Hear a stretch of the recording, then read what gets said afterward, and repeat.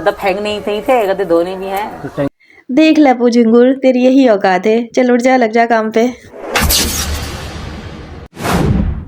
अस्सलाम वालेकुम, hello everyone, कैसे हैं आप सब। उम्मीद करती हूँ कि आप सब बिल्कुल खैरियत से होंगे और आप सबकी दुआओं से अल्हम्दुलिल्लाह मैं शबनम खान बिल्कुल ठीक ठाक हूँ और अपने चैनल पर इस वक्त मौजूद हूँ। और ये काला कौवा, जैसे कि आप लोगों ने इस वीडियो में देखा ही होगा, पता है लपू झिंगुर की बिल्कुल औकात पे रखा हुआ है इस भगोड़ी ने। यही औकात है इस लपू झिंगुर की, इस मीना फैमिली की। अब इस लपू झिंगुर के पास, इस काले कौवे के पास तो कोई नौकरी है नहीं, तो अब बगुड़ी क्या करती है कि इसको घर के सारे काम दे देती है। जैसे कि ये बैठ के यहाँ कह रहा था कि तू हर हफ्ते 8 दिन में निकाल लेती है सारी चीज़ें, मतलब धोने के लिए। तो इस भगोड़ी को थोड़ी धोने पड़ते हैं, इस भगोड़ी को तो कोई काम नहीं करना पड़ता है। बकौल भगोड़ी के एक पाकिस्तानी जो घुसपैठिया तुम्हारे घर में घुस कर बैठी हुई है, तो लपू झिंगुर वो कहती है कि मेरे मीनू जी बहुत ख्याल रखते हैं, मेरी मीना फैमिली बहुत ख्याल रखते हैं, तो तुम लोगों की औकात यही है, रखो ख्याल उसका, अच्छे से रखो, ठीक है। तो करते हैं वीडियो का स्टार्ट। आप सब साथ बने रहिएगा, वीडियो को बिल्कुल छोड़कर नहीं जाइएगा। एक पॉइंट है जो मैं आगे रखने वाली हूँ, लेकिन अभी बात कर लेती हूँ। जिस तरह ये कालीन यानी जो कारपेट धोकर सीढ़ियों पर लेकर चढ़ रही थी, क्या इस वक्त ये बगोड़ी प्रेग्नेंट नहीं है? इसी ड्रेस में थी आई थिंक कि कुछ दिन पहले जब ये हॉस्पिटल से घर आती है, दूसरे दिन ये इसको कोठे पर बैठना होता है। फिर कोठे पर बैठने के बाद जब ये नीचे उतर रही होती है, कितनी एक्टिंग कर रही होती है ना उस वक्त। इसकी जो इनलीगल सास है उसको पकड़ पकड़ कर उतार रही होती है, इतने आराम आराम से, और इतना बड़ा सा टमी दिखाकर ये उतर रही होती है। लेकिन आज ना ही इसका टमी नज़र आ रहा है और ना ही ये बिल्कुल आराम आराम से सीढ़ियों पे चढ़ रही है। दंदनाते हुए कारपेट लेकर चढ़ गई, कारपेट वो भी जो धुला हुआ है, जिस पे पानी पड़ने के बाद 3 गुना वजनी हो जाता है, बल्कि 4-5 गुना वजनी हो जाता है, जो उठाए नहीं उठता है नॉर्मल बंदे से। अब जबकि ये प्रेग्नेंट है, इसकी तकिया भराई की रस्म भी हो चुकी है, तो आज जो तकिया भराई की रस्म हुई थी, आज ये तकिया खाली खाली क्यों लग रहा था? मुझे एक बात आज तक इसकी समझ नहीं आई, पता नहीं ये किस नमूने की प्रेग्नेंट हुई है। यकीन माने जब से इसका प्रेगनेंसी वाला ड्रामा स्टार्ट हुआ है, इसकी टमी को लेके कितनी ज़्यादा बातें हुई ना।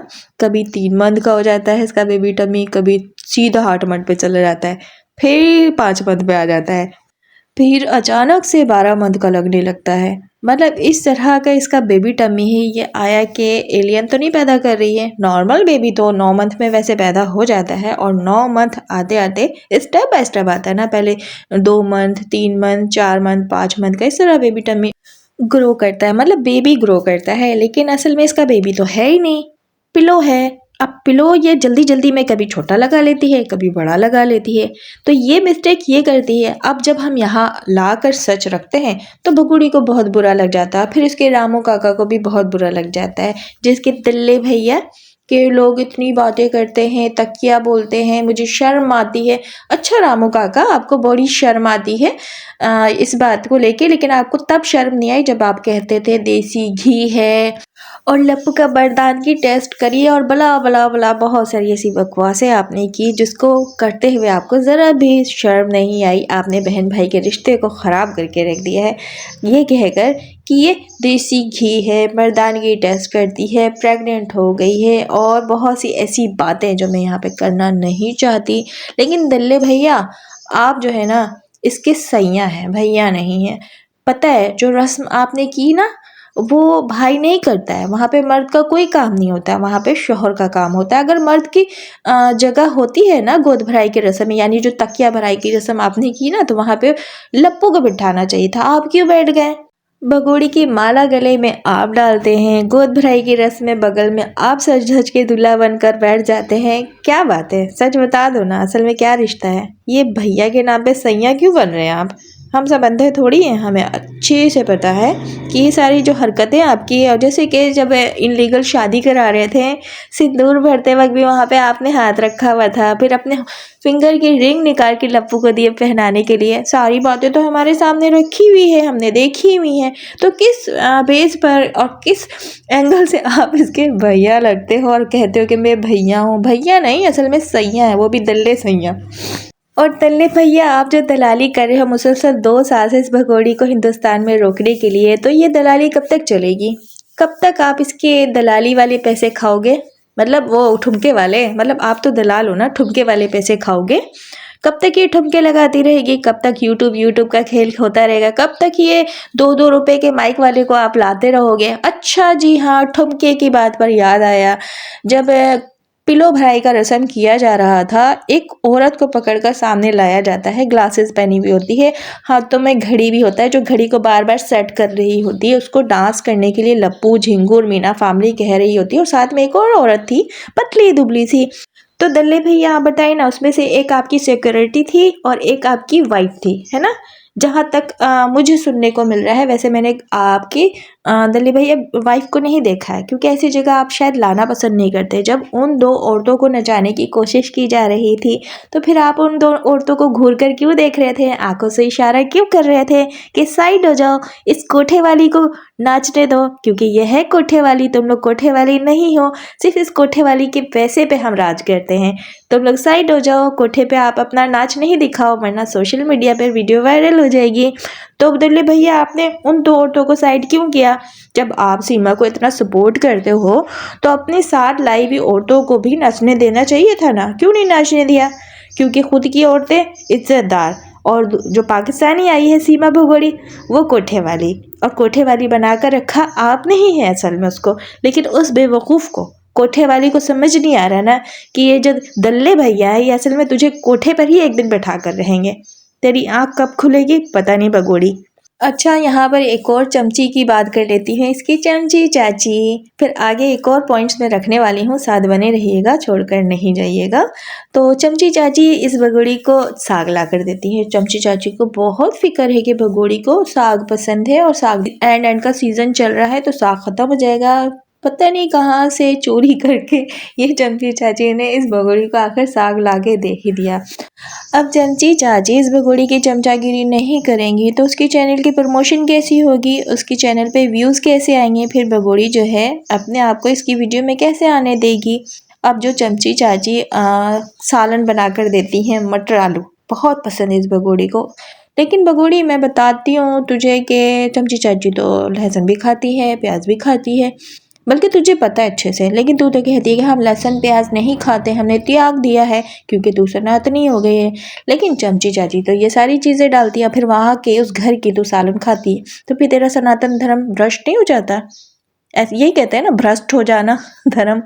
मुझे जितनी नॉलेज है मैं उस हिसाब से बात कर रही हूँ, ठीक है? तो फिर तेरा सनातन धर्म कहाँ चला जाता है? चमची चाची के प्याज वाले, लहसुन अदरक वाले तू सालन खाती है, और आज तू ये चमचागिरी वाला साग बनाकर खा रही थी, खट्टे खट्टे। तुझे खट्टे खट्टे साग बनाकर खाने का बहुत शौक है। चलो ठीक है, इस बारे में तो मैंने जो बात करनी थी कर ली। आज इसने साग बनाया, और साग वाली वीडियो और पुराने से व्लॉग्स ये हमेशा परोसती रहती है, हमें बेवकूफ़ बनाती रहती है। फिर इस दौरान ये कहाँ कहाँ के चक्रे लगाती है, जैसे कि रामू काका बोले कि ये अब मीना फैमिली के घर से एक कदम भी बाहर नहीं निकाली। लेकिन शायद रामू काका भूल गए थे ये बात बोलते हुए। जो कुआं पूजन हुआ था, छोटा सा एक मिसाल दे रही हूँ, बाकी मिसाल तो मैं बाद में दे दूंगी कि कहाँ कहाँ ये भगोड़ी घूमी है और रामू काका कहाँ कहाँ लेके गए। कुआं पूजन में जो पूरे रोड पे नाचते ठुमके लगाते गई भी थी और आई भी थी, तो आप कैसे कह सकते हैं रामू काका कि ये मीना फैमिली के घर से एक कदम भी बाहर नहीं निकाली है? ज़रा सा होश में रहकर बात किया कीजिए ना, इतने लंबे लंबे नहीं हाँका करे ना, फिर हमें बुरा लग जाता है, फिर हम पॉइंट्स यहाँ ला कर रख देते हैं। पॉइंट्स की बात आ गई तो चले, फिर मैंने कहा था ना आप बने रहेगा, मैं यहाँ पे पॉइंट्स रखने वाली हूँ। पॉइंट्स ये है कि जिस दिन आई थिंक 2 तारीख को ना इसका तकिया भराई का रस्म था, और उस तकिया भराई की रस्म में सुबह से तैयार होके ये कोठे पे चढ़ गई थी, और कोठे पे चढ़ने के बाद ये नीचे नहीं उतरी थी। रात गए तक वहाँ पे नाच गाना डीजे पे चलता रहा, जैसे कि काफ़ी रील्स इस भगोड़ी ने यूट्यूब पर शेयर भी किया, और हमने देखा अपनी आंखों से, इस गुनाहगार आंखों से देखा है कि ये रात गए तक कोठे पर ही चढ़ी हुई थी, अपना पिलो भराई की खुशी में ठुमके लगा रही थी। कोठा जारी था मतलब रात देर तक। लेकिन सुबह से लेके रात तक बच्चे कहाँ थे, किसके पास थे? जब ये कोठे वाली नीचे उतरी ही नहीं तो बच्चे कहाँ गए? वो 3 अदद बेटियां 1 अदद बेटे कहाँ गए? उनको खिलाना पिलाना सुलाना किसने किया? जबकि पूरी मीना फैमिली ऊपर कोठे पे बैठी हुई थी, और ये भगोड़ी जिसकी पिलो बढ़ाई थी यानी तकिया भराई का रस्म था, तो ये ठुमके लगाने में इतना बिजी थी कि नीचे उतरना भूल गई थी। अब नीचे उतरती तो बच्चे इसको नजर आते ना, बच्चों को ऊपर आने की इजाज़त थी नहीं, वीडियो में आ जाते हैं। वीडियो में आते तो पता नहीं क्या हो जाता। जैसे कि आप लोगों ने देखा, फरा बतूल ऊपर बैठी हुई थी और फरा बतूल को ये काला कवर नोचकर भगोड़ कर कैसे नीचे उतार देता है। जिन बच्चों को ऊपर आने की इजाज़त नहीं और भगोड़ी नीचे गई नहीं, तो वो बच्चे कहाँ गए फिर? बच्चों का ख्याल कौन कर रहा था? बच्चों के साथ कौन था? ये भगोड़ी तो अपनी पिलो भराई की खुशी में, इस टनाटनी के आने की खुशी में इतनी ज़्यादा बावली हुई पड़ी थी, इसको तो अपने बच्चों का होश ही नहीं था। और जैसे कि ये हरकत ये हर बार करती है, कभी भी इसको देखा है आपने कि ऐसे जब कोई इवेंट आता है, जब इसके पत्रकार आते हैं, रामू काका आते हैं, या कोई नाच गाना कोठे पर चल रहा होता है या नीचे चल रहा होता है, तो बच्चे इसके आसपास होते ही नहीं हैं। तो बच्चे ये छोड़कर बड़ी ही खुश रहती है। तो इसीलिए तो हम कहते हैं कि बच्चे दे दो ना गुलाम हैदर को, क्या ज़रूरत है। तो खुश रहे इस लप्पू झिंगुर के साथ, खुश रहे आने वाले टनाटनी के साथ, खुश रहे इस मीना फैमिली के साथ, और खुश रहे अपने कोठे के साथ और इस दल्ले भैया के साथ। दे देना वो मासूम बच्चे उसके सगे बाप को। गुलाम हैदर मांग तो रहा है, जब तुझसे संभाले नहीं जाते हैं, तेरे पास टाइम ही नहीं है इन बच्चों के लिए, तो क्यों ज़बरदस्ती उनको रोकर रखे हुई अपनी ढाल बनाकर इस्तेमाल कर रही है और यूट्यूब चैनल चला रही है, व्यूज़ का खेल खेल रही है और रामू काका का जेब गरम कर रही है। पहले तो तूने इस लप्पू झिंगुर का की जेब गरम किया, हैदर के पैसे जो घर बेच कर लेकर आई थी, अब तू रामू काका की जेब गरम करने में मुसलसल लगी हुई इन बच्चों का इस्तेमाल करके। पाकिस्तानी बच्चे हैं, वापस कर दे, कमा तू, कोठा चला तू, तुझे मना नहीं कोई कर रहा, कोई रोकेगा टोकेगा नहीं। हम तुझ पे वीडियो भी नहीं बनाएंगे, शर्त ये है कि बच्चे हवाले कर दे। और शर्त ये भी मैंने रखा है, तुझे चैलेंज किया है मैंने, कि अपने पर से पाकिस्तानी टैग हटाकर दिखा दे। और हाँ, पाकिस्तान आना चाहती है ना, अपना टनाटनी लेकर आकर गुलाम हैदर को उड़ाएगी, तो चल चैलेंज किया, कबूल कर ले जल्दी से। मुझे बहुत अच्छे से पता है तू सिर्फ वहाँ बैठकर हाँक सकती है रामू काका के बलबूते पर, तुझ में कोई दम नहीं है। अगर दम है ना, तो ये मेरा चैलेंज कबूल करके दिखाना। आई होप कि मेरी वीडियो आप सबको पसंद आई होगी। पसंद आई है तो जल्दी से कमेंट्स कीजिए, अपनी राय दीजिए और इजाज़त दीजिए। फिर मिलूंगी एक मज़ेदार से रिएक्शन के साथ। अपना ख्याल रखिएगा, दुआओं में याद रखिएगा। अल्लाह हाफिज़।